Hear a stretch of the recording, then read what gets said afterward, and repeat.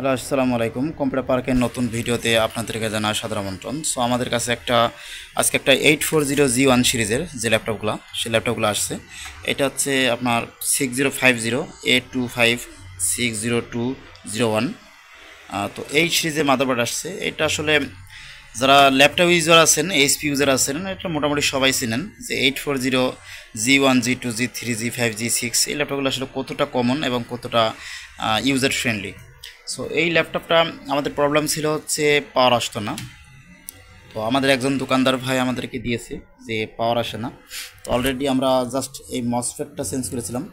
এখানে কিন্তু যে চার্জিং আইসি ছিল, চার্জিং আইসিটা কিন্তু বেশ মরিচা পড়া ছিল। বাট আমরা এই যে মসফেটটা আছে, এটা P channel MOSFET, main MOSFET যেটা, এটা চেঞ্জ করেছি আমরা। চেঞ্জ করার পর হয়ে গেছে। তো এই মসফেটটা কিন্তু যে আমাদের মাল্টিমিটার আছে, এই যে মাল্টিমিটারে কিন্তু ভালো দেখাতো। অলরেডি দেখেন এই মসফেটটা, এই যে আমরা এখানে রেখে দিয়েছি আমরা। এই মসফেটটা কিন্তু ভালো দেখায়, তারপরেও দেখা যায় যে এটা কিন্তু নষ্ট। কীভাবে নষ্ট আমরা কীভাবে বুঝলাম? দেখুন, আমাদের এখানে যে চার্জিং আইসিটা আছে, এই যে চার্জিং আইসিটা আছে, এর প্রতিটা সিকোয়েন্স, আপনার ভিন ভোল্টেজ বলেন বা রিজিয়ন ভোল্টেজ বলেন বা এসিওকে বলেন, যাই বলেন না কেন, সব কিছু কিন্তু ঠিক ছিল। ঠিক থাকার পরে আমরা তখন বুঝলাম যে আসলে আমাদের এই মসফেটটা আসলে নষ্ট। এই যে মসফেটটা নষ্ট ছিল, মসফেটটা ভোল্টেজ পাস হতো, আমাদের গেট ভোল্টেজ ছিল না। আমাদের 4 নম্বর পিনে যে গেট ভোল্টেজ থাকে, সেই গেট ভোল্টেজটা না থাকার কারণে আসলে সমস্যা হয়েছে। তো দেখুন, আমাদের এখানে আমাদের যে ডায়াগ্রামটা আছে, আমরা যে ডায়াগ্রাম আপনাকে দেখাই, দেখেন যে আমাদের এখানে যে মসফেটটার যে কোডটা ছিল, সেটা পাক কোড ছিল, সেটা হচ্ছে Q6011। তো এটা আমরা সার্চ করেছিলাম, করার পরে আমরা দেখি যে আসলে আমাদের এই যে মসফেটটা, তো এই মসফেটটা হচ্ছে সেই মেন মসফেট।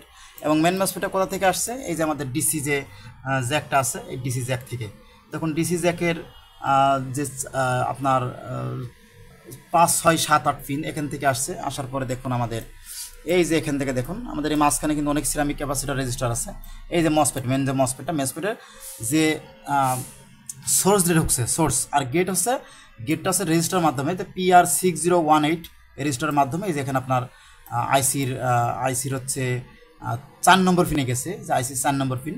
আর এখানে আমাদের যে ড্রেন দিয়ে ঢুকে দ্বিতীয় মসফেটটা হচ্ছে এই যে আপনার দ্বিতীয় মসফেটটা Q6012। তো আমাদের এই মসফেটটা প্রবলেম ছিল। এই মসফেটটা প্রবলেম থাকার কারণে আমরা আসলে এটা সার্ভিসিং করেছি, আমরা এটা রিপেয়ার করতে পেরেছি ইনশাল্লাহ।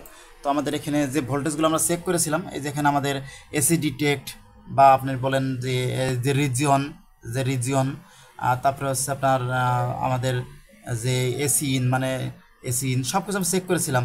চেক করার পরে দেখা যায় যে আমাদের আসলে ভোল্টেজ সব ক্লিয়ার ছিল। ক্লিয়ার থাকার পরে দেখা যায় আমাদের ভোল্টেজের 4 নম্বর পিনটা আছে, এই যে 4 নম্বর পিন, এই যে গেট যেটাকে বলে, এই গেটে কিন্তু আমাদের ভোল্টেজ আসতো না, যার কোনো প্রবলেম হতো। সো আমাদের এরকম যারা ল্যাপটপ মাদারবোর্ড বা ডেস্কটপ মাদারবোর্ড সার্ভিসিং করতে চাচ্ছেন, তারা আমাদের দিয়ে সার্ভিসিং করে নিতে পারেন। আমরা প্রফেশনাল ল্যাপটপ মাদারবোর্ড বা ডেস্কটপ মাদারবোর্ড সার্ভিসিং করে থাকি।